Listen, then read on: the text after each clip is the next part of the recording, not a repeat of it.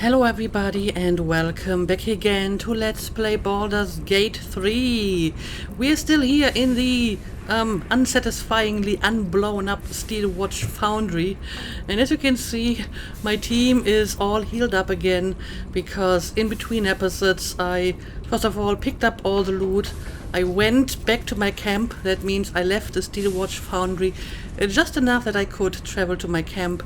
I took a long rest and then I came back here so we can continue and hopefully finally blow this place up.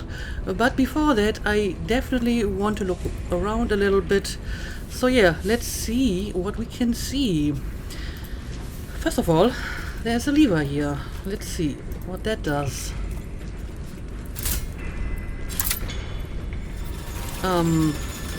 Okay, it's an elevator, but I'm pretty sure I do not need to go upstairs, so I think I will ignore this for now. The gods are watching me. Got some charcoal here. Well, I guess I'll take the bronze ingot and the gold one.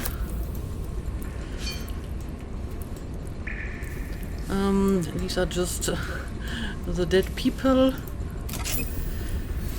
Okay, apparently Karlik picked up the key for this one.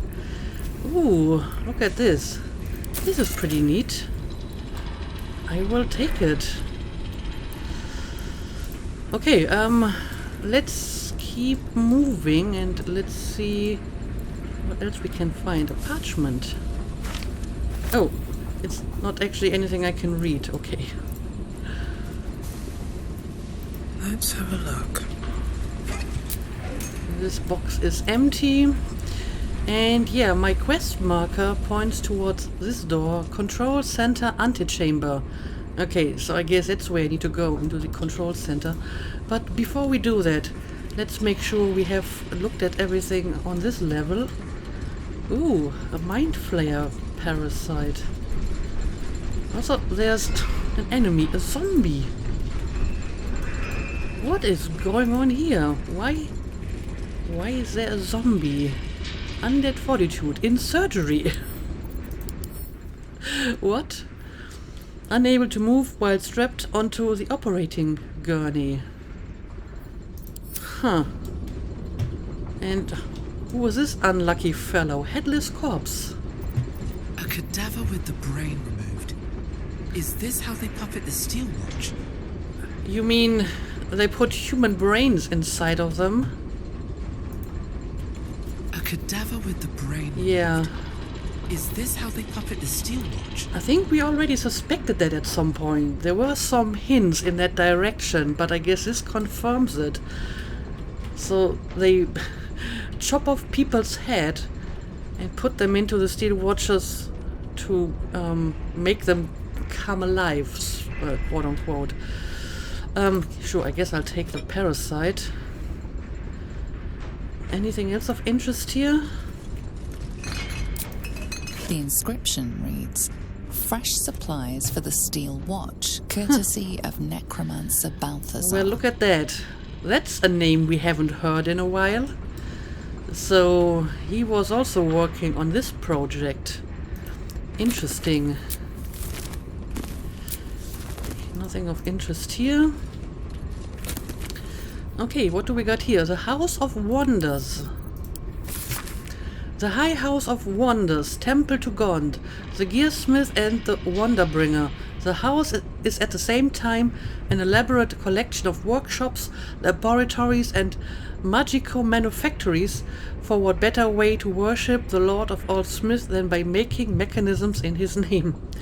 Here in the upper city, all manner of enchanted clockwork devices are forged and crafted, powered by spells, by steam, by conjured micromodrons, even some say by hellfire. However, these Gondian creations are not wonders for the sake of wonders, but practical contrivances built to enhance the lives of Faerun's mortals and help them work beyond the limits of their physical bodies. Take, for example, the mighty cranes that line Baldur's Gate's docks, loading and unloading ship cargo with speed and strength far beyond the capacity of ordinary stevedores. These cranes originated in the workshops of the High House of Wonders and are Gond's gift to the trade and prosperity of the city. I may have read this before already. The many faces of Gond. That doesn't seem familiar though. An excerpt from a history of Gond, the Lord of all Smith. What is in a name? Many things, in fact, especially when it comes to Gond. While the gods are no strangers to changing their titles, Mystra, make up your mind. Few can compete with the Lord of all Smith, boasting no less than 6 secret names. Aranlaris, Balateng, Darus, Kranauda, Mrangor, and Tataba, covered in chapter 85. The gnomes were not content with this. Instead, they chose their own name for Gond, Nebelun. Okay, well, you do you. There it is. Gond's true name, Nebelun.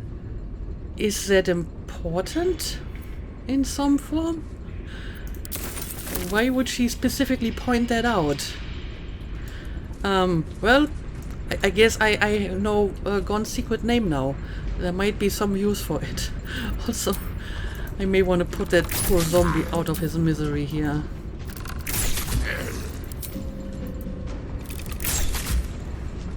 Also, it gives me the executioner bonus. What else do we got here? There is something we can read. Efficacious brain removal. An excerpt from a practical introduction to Mercolite operative necromancy. A note has been scrawled at the top of the pages. Make full use of the motivator should the Gondian artificers prove unwilling.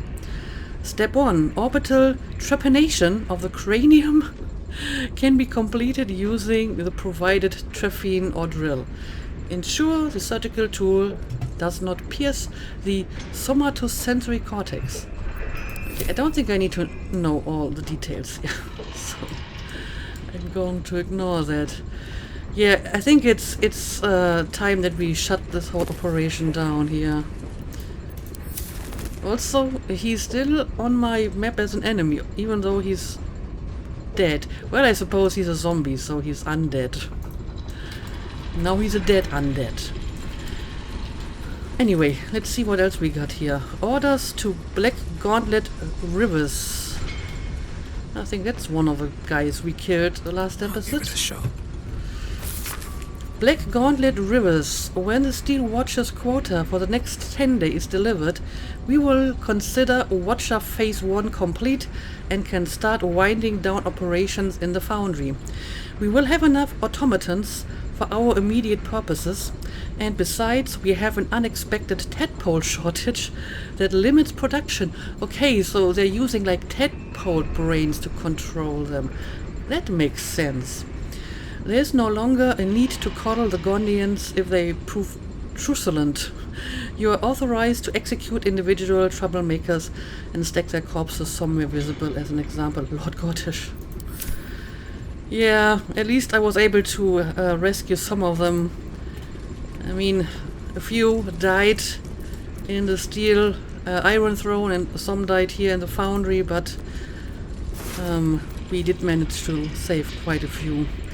Not this poor guy though, but he must have been dead already.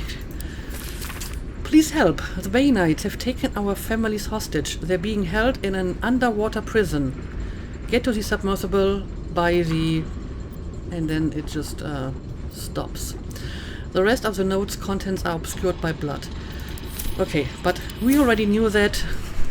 I guess this is like the hint. If we haven't found that location yet, then this will help us find the right place. Okay, looks like we found everything on this side. But is there a way I can go up here? Yes, there is. In that case, let's do that.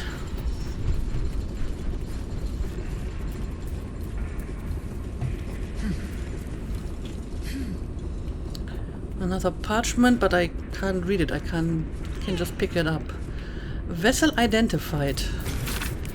I am pleased to report that we have sourced a vessel and pilot to transport the hostages to the Iron Throne. Red Hammer is a godless fool, but his love of gold outweighs any moral qualms he might have. He will do for now. Black Gauntlet Hans Rivers. Again, I guess this is supposed to be for people who haven't found the submersible yet. And yeah, it actually updates my quest. We need to go to the foundry's depth in order to destroy it. Along the way, we can liberate any Gondians we meet. They know we're coming and will help us. I would have preferred if they had just, you know, tried to leave. I think more of them would have survived, and we probably would have been able to defeat the guys here anyway. Tali's losers list. Tali's wager record. First day break, Anuk -1, Frody +3, Jörns -8. What exactly does this detail? I guess that they've been playing cards here, and these are the results. Okay. Again, not exactly useful for me. Okay, well, it looks like all that's left to do is go through that door, but I want to make sure there's nothing on the other side of this place. Specifically, like over here. Haven't really checked that out yet. I mean, someone put up an interesting painting here. Who is that? I mean, this looks like an altar, so I'm guessing it's Bane. Yeah, there's like Bane's Book of Admonitions.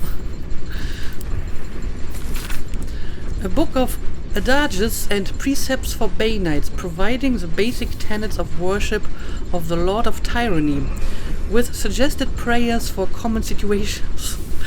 The heart of the book is Bane's 12 Admonitions, a dozen rules for proper Baneite conduct, with punishment specified for failure to comply. The book opens easily to a page with two of Bane's most popular admonitions, number 6, the reprimand for leniency, and number 7, the rebuke for false compassion. Sounds like a very pleasant deity. Like all of these gods we have to fight here, or their servants. But yeah, it looks like that's all we can do here. So, let's move on to the next room. The Control Center Antechamber. Do I have a key for this? Apparently I do. Oh, okay. And now I'm inside here. What is this? Brain jaws. Great. A parasite stirs within the pickled brain, twitching. As your mind connects, you feel yourself become strong, powerful. Oh. Metal. You are a Steelwatcher, charging through the streets in pursuit of a young girl. She is screaming. So, they're not putting the brains inside the Steelwatcher, but apparently the brains are here and control the Steelwatchers from afar? Is this how this works? Wisdom. Try to trip the Steelwatcher. Illicit wisdom. Disrupt the parasite's connection to the Steelwatcher. Charge after the child. Disconnect from the Watcher. I mean, both of these are wisdom skill checks. But I'm guessing the illicit one is going to be significantly easier. And I don't know, I guess this would be a worthwhile cause for using your illicit powers, which I don't do a lot, but sure, let's do it. Yeah, this one is easy enough.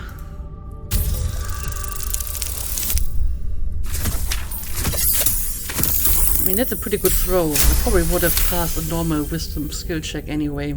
For a split second, you wrest control. The Steelwatcher's legs lock. It crashes to the ground. All right. The little girl disappears down an alley. Safe for now. So we did a good thing here. Okay, I'm somehow on the other side of the wall. And there's more of these brain jaws.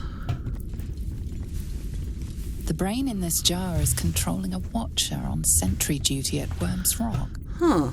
It patrols back and forth, vigilant for trouble. Okay, and this one? Your mind whirls as the brain, swimming with parasitic juices, connects with yours. With a jerk, your mind is transported. You look down, your body of pure steel and power whirring. A dwarf cowers before you. Please, Mr. Steelwatcher, sir. I'll never steal again. I swear it on my mum's life. Just let me go. Okay, I have another wisdom skill check here. Attempt to wrest control of the Watcher and spare the dwarf. Force the Steelwatcher to release the dwarf. This is an illicit option, but it's not a skill check, unlike the previous one, so that's interesting. Stomp on the dwarf. Disconnect from the Steelwatcher. I don't know, let's maybe try the regular wisdom skill check instead, because this isn't a skill check, so I'm not sure what this will accomplish. 25! Okay, well, these are actually kind of difficult. That might not be enough.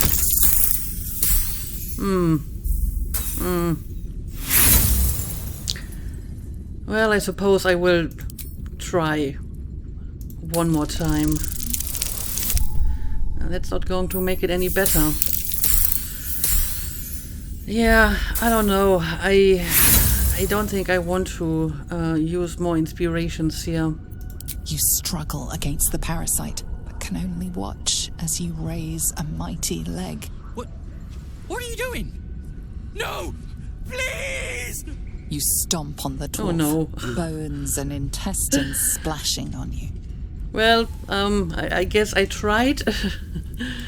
Let's take a look at the other brain jaws. The brain in this jar is aware that its watcher is on duty in the control center. Vast and throbbing with illithid telepathy. It ignores your mind touch as a mere distraction. I feel I should destroy these brains. I mean, they're only here to control the Steel Watchers, so I think, you know, whatever is human or was human is already gone, so destroying them might be like the best option. The watcher this brain controls is offline for maintenance. The brain dreams, images of life in a garden cottage in spring. And what about this one? Your tadpole eagerly responds to the parasite in the brain jar. You blink to find yourself standing at Worm's Crossing. You are a Steel Watcher, a guardian of Baldur's Gate. Before you stands a group of humans. He said he was Flaming Fist. That we had to empty our pockets if we wanted to enter the city. We didn't know it was a scam. We have nothing left, and my kids are half-starved. Please, let us into the city. We have nowhere else to go. Okay, and again, I have a wisdom skill check and an illicit option that is not a skill check. Step to one side and let the family pass. Wrest control from the parasite and allow the family to pass. Hey, stupid parasite, leave them alone. That's not going to work. Okay, maybe in this case we will try the illicit option. You focus on the source of the power, but it is quiet and still. You can only watch as you reach for your sword. Oh no. The family flees before you can draw it, heading for the risen road. And most likely, their deaths. Okay, so I guess I could only use my illicit powers once. So at least I saved the girl. But there wasn't really much I could do for the other two because the wisdom skill check was just too high. But yeah, I think I should try to destroy the brains, because if they are destroyed, they shouldn't be able to control the Steelwatchers anymore, right? That's my idea anyway.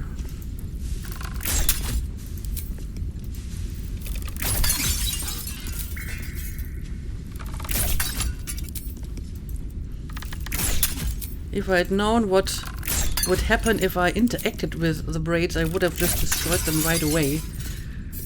And then maybe the poor dwarf wouldn't have ended up as a bunch of pulp. Alright, almost done.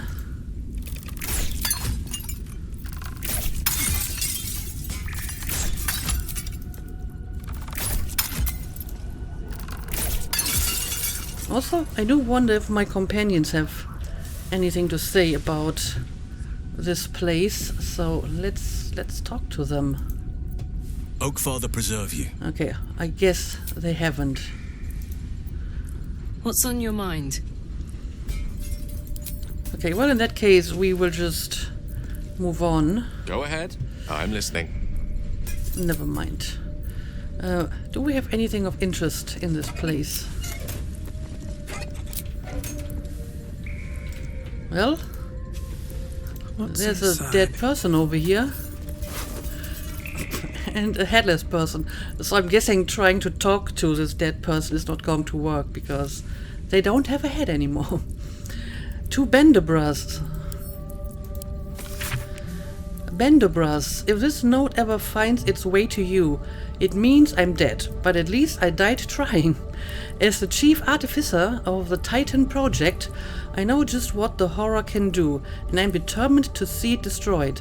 Zenda Tuben mentioned that if the proper code is entered into the neurositer, it triggers a fatal psionic feedback loop. I don't know what that code is, but I might be able to guess it. And if I die taking down the Titan, that will be a good death. I love you, Lula. Huh. I wonder what that is talking about. How to build a watcher.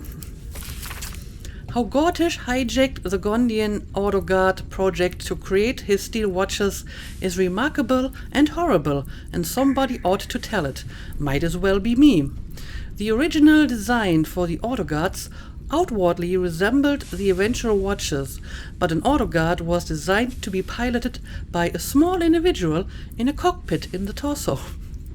When Gortish, through some scheme involving fraud and blackmail, took over the dock foundry, he scrapped those plans and announced that the Steelwatch would be entirely remote-controlled from a central hub.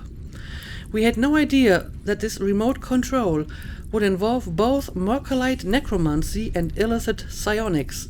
As finally worked out under duress by Zena Tubin, fitting out of a Steelwatcher requires the following step. A zombie is decapitated and has its brain removed. The brain is tadpoled and put in a brain jar where it becomes part of the absolute hive mind. The tadpole brain retains its psionic connection to its undead body. The undead headless body is wired into the torso of a Steelwatcher. The absolute elder brain sends psionic orders to a jarred brain. The jarred brain passes on the order to its Steelwatcher. All of this telepathic traffic is coordinated through the neurositer in the control center, but I hope to do something about that.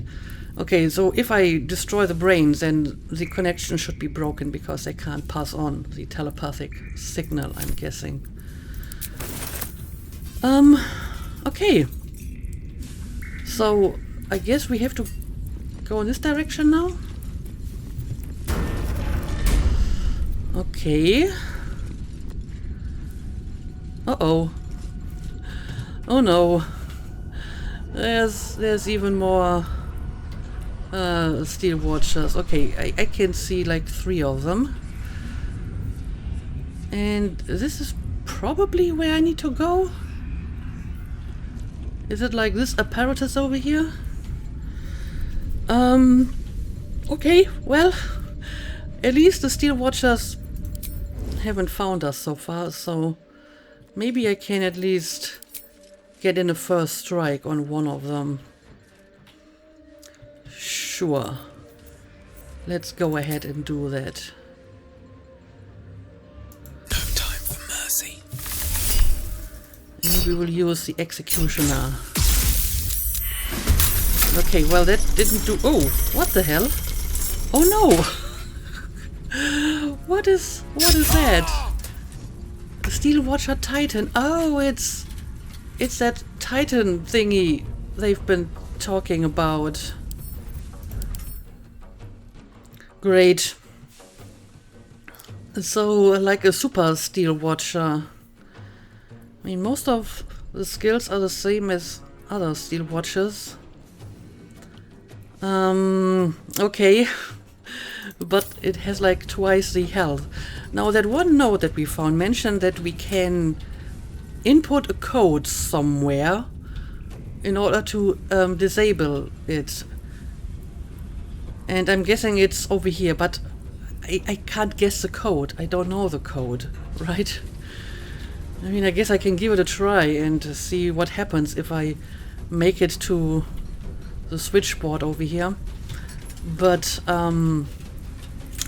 maybe for now we should focus on fighting these Steelwatchers and so on. Okay. Sure, let's put a hunter's mark on this guy. Let's maybe try a harm string shot. Okay, that didn't really do much. Wonder if the gods are watching me. Let's try to get a little bit out of harm's way.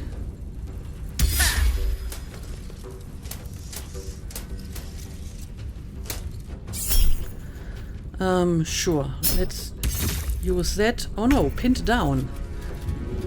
That can't be good. Okay, Karlek, again, I need you to be close to the enemy, so you need to go in with a melee attack. I never tried this one before. Topple the big folk. I mean, this is a big folk, right? Let's give this a try. Sadly, apparently, the Steelwatcher is too big to be toppled. And again, this is another thing I haven't really tried so far. Branding Smite ranged, Branding Smite melee. But maybe you should just go after the big guy here with that attack. Let's do it. Okay, well, that wasn't too bad. We shall prevail. Right. I guess maybe you can use a sunbeam on him. Or should we maybe focus on some of the normal guys first? I mean, if we can make him explode right next to the big guy, that would be helpful, I think. So let's try to bring these down first. And may as well drink that small potion here. What is that? Hellfire Curse. Induce a spark of hellfire within a target to give them disadvantage. I guess I will try to counterspell that. Sure. Oh dear. Okay, Gale. Again, let's just try to disable this guy as fast as we can. So we'll throw like a huge bunch of magic missiles at him. Okay. Not too bad. And you will also attack this one. 1, 2, and you can't reach this guy, so I guess you're just going to wait here.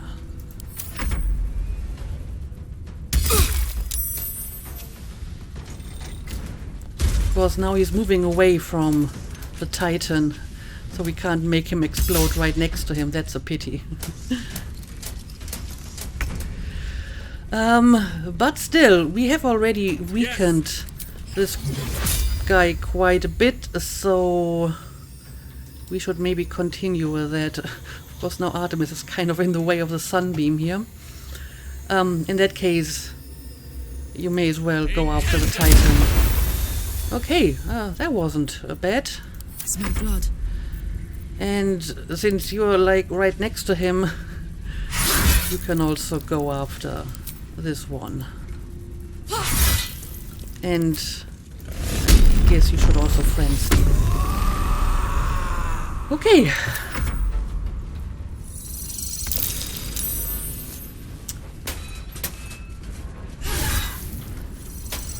At least this guy doesn't seem to have a lot of movement. Oh, this is probably a bad thing.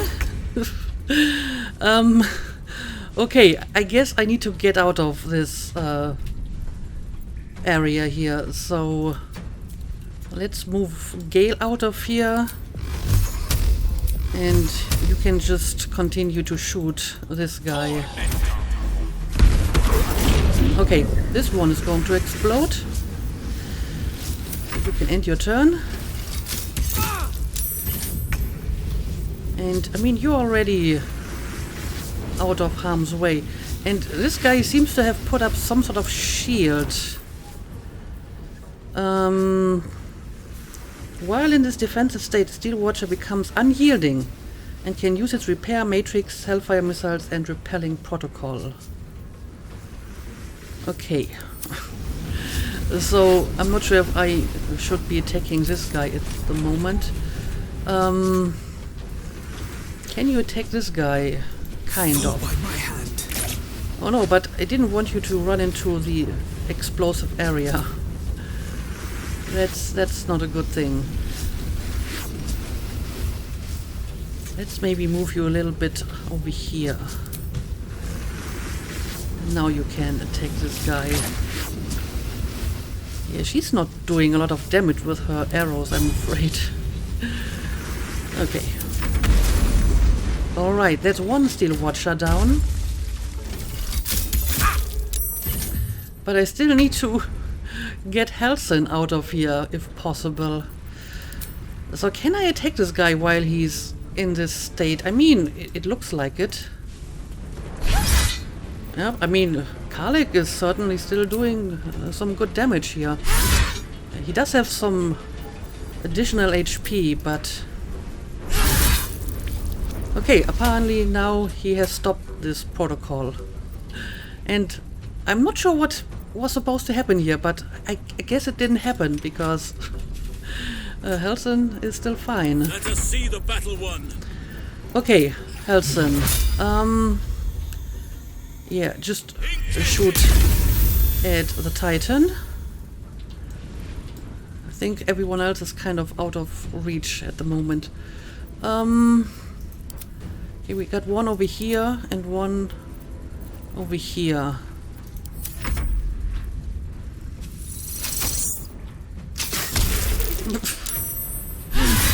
What did you just do? Some of this guy's attacks are kind of weird. Anyway, you can just continue to attack the Hell Watchers.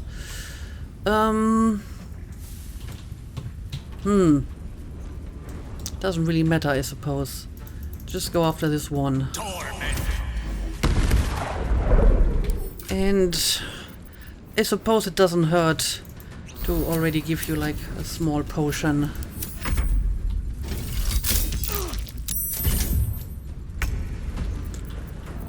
And you can also go after this Steelwatcher. Let's maybe try some special arrows here. Smoke powder? I mean, I'm not going to push them over, I think. Monstrosity? I think it's not a monstrosity. A fiend? An undead? Yeah, none of these really qualify, I think. Let's just use lightning. Why not? Okay, I don't think that really did anything special. So we will just continue with normal arrows. As little damage as they do. And yeah, you can just continue to hit the Steelwatcher, the Titan Steelwatcher. I mean, I can still try to reach the panel over here, but if I don't know the code, and I don't think I know the code, I'm not sure if that really helps me anything. Nature shall be defended at any cost. Okay, again, you can just throw Sunbeam at this guy.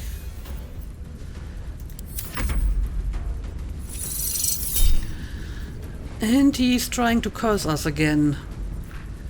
Sure, I guess I will try to counterspell that.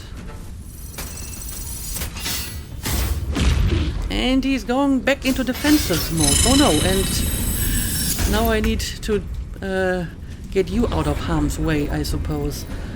But both of them should be able to leave on their own accord, I think. So my companions can just continue to attack the Steelwatchers, I guess.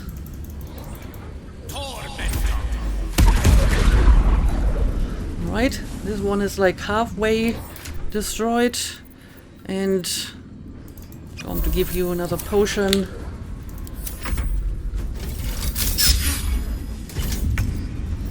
Okay, first of all, I need you to get away from this dangerous area, because now I put myself in a position where I can't attack this guy. That was unfortunate. So maybe I will just try to attack this guy, maybe with like a different sort of attack this time. Okay, well that did some damage, so not too bad.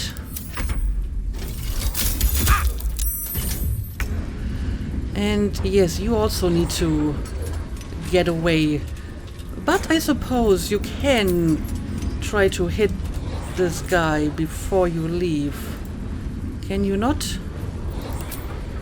Can't reach destination. So I can't get close enough to attack the guy? Incoming. What about on this side? Okay, this will work. Let's do it. Very nice. And oh, apparently, again, if you hit the Titan often enough, apparently it just stops this bulwark protocol. So None can withstand that's good to nature's know. wrath. Yes, you can just throw another sunbeam at him. Alright. We don't need a potion at the moment, I'd say. And again, we will counterspell that, I suppose. And justice awaits you. Okay. You can continue with the Steelwatcher over here. Okay, not quite in explosion stage yet, I'm afraid. Now this guy is coming awfully close. Oh no. Halson, I guess I will have to give you some healing. Okay, this guy is going to blow up. So let's get away. And I suppose we can shoot another arrow at this guy. And I guess I will wait for this guy to explode before we use the Hunter's Mark again. Okay, there we go. Okay, apparently the explosion does damage people that are further away than the range, because that killed Halson, even though he was nowhere near the danger area. Okay, but I guess for now Karlek can continue to attack the Steelwatcher here, and someone else will have to help Halson later. Okay, there we go. I'm not sure why you want to waste that on a dead person, but I guess I will. Oh no! What's happening? Detonation. Uh-oh. Apparently the big Steelwatcher is also going to detonate. So I need to get away quickly. Can I use Dimension Door on Halcyon and put him like all the way over here, or at least as far away as I can? Maybe over here. Okay, that worked. Perfect. And yeah, I hope this is far enough. I'm not sure what the range is for the big guy.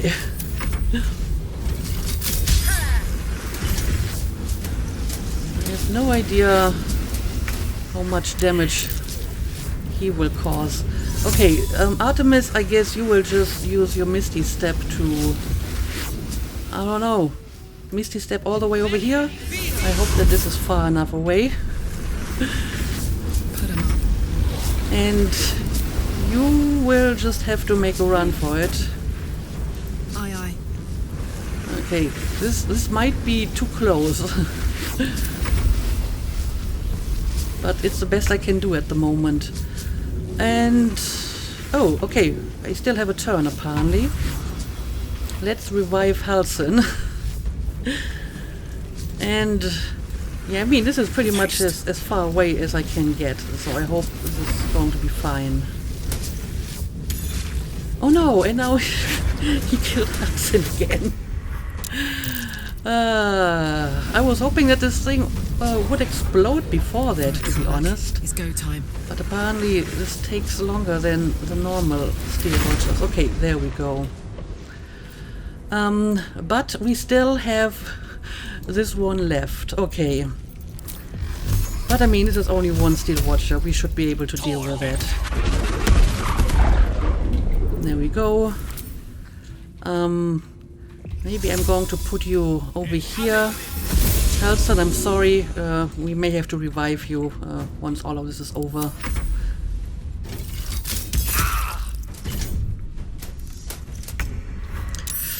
Okay, I guess I will have to get closer again. Can I reach you from here? I can't. So I guess I will have to properly attack you on my next turn. But at least I can put a hunter's mark on this guy. There we go. Fuck yes. Okay, let's see. How close to the Steelwatcher can I bring you?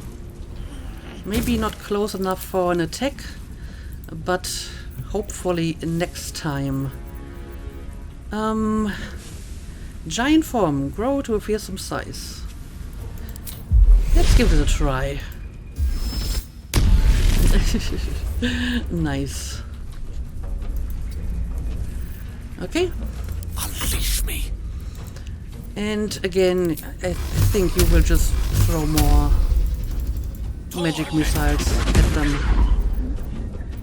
And drink a potion, just in case. Alright.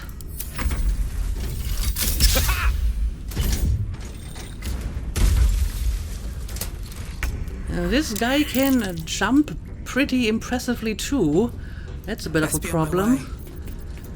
Because I barely can reach you. I mean, I feel that I should be able to shoot his foot here. But it's not the proper Hellwatcher. Yeah.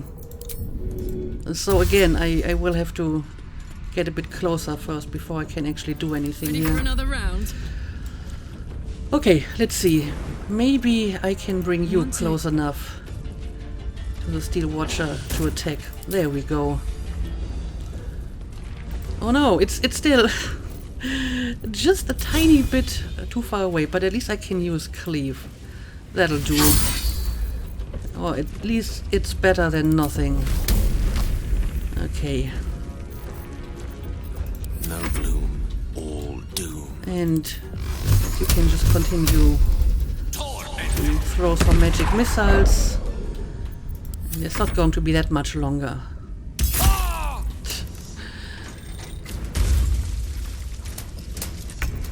We have him cornered.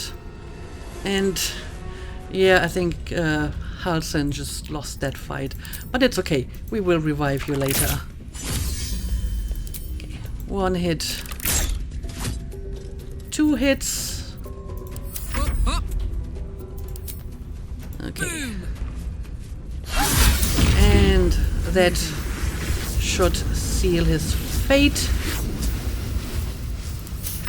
I don't fancy their chances. Everyone else should get further away, because clearly these explosions damage people that are outside of the radius as well. There we go. Okay. It looks like we finally did it. Let's bring back Halsin. Okay, he has a scroll of Revivify himself. So we can... Take you. I will perish without aid. It's okay. Better than Here's some aid for you. Also, something was just revealed here. Neurosita globe. Telepathic traffic radiates in waves from this semi-illithid globe, and your tadpole throbs in blissful response. Interesting. This vile globe fills you with instinctive revulsion. And does this help me in any form? Either way, I think we can finally place a bomb and finally blow up this place. But after that we probably have to make a run for it and escape as quickly as we can, so we should make sure that we checked out the entire place, picked up the loot and so on. So I guess the big explosion will have to wait for yet another episode, but I'm pretty sure next time we will finally get around to it. But for now, let's call it a day. As always, thank you for watching and see you again next time.